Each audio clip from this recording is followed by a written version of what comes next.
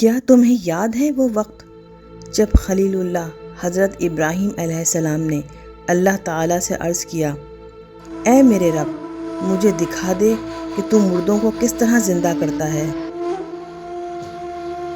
اللہ نے پوچھا، کیا تم ایمان نہیں رکھتے؟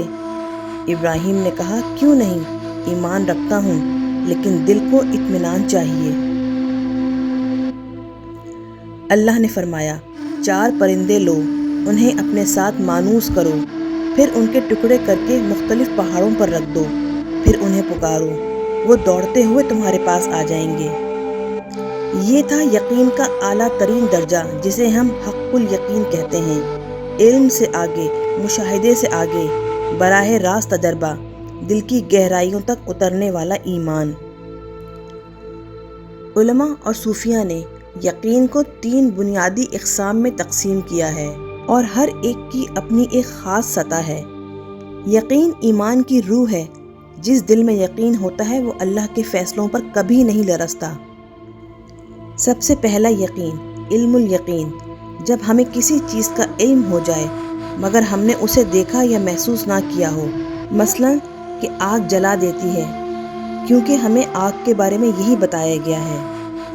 دوسری قسم عین الیقین، جب ہم کسی چیز کو اپنی آنکھوں سے دیکھیں تو یقین مزید پختہ ہو جاتا ہے، جیسے آپ نے خود دیکھا کہ آگ کسی چیز کو جلا رہی ہے۔ تیسرا یقین، حق الیقین، یہ یقین کی سب سے بلند اور پختہ ترین سطح ہے، یعنی آپ نے خود آگ کو چھو کر اس کی تپش اور جلن کو محسوس کیا ہو۔ قرآن کے اس واقعے کی روشنی میں یقین کے 3 درجے نظر آتے ہیں۔ پہلا درجہ علم الیقین، کہ جب حضرت ابراہیم علیہ السلام کو علم تھا کہ اللہ مردوں کو زندہ کر سکتا ہے۔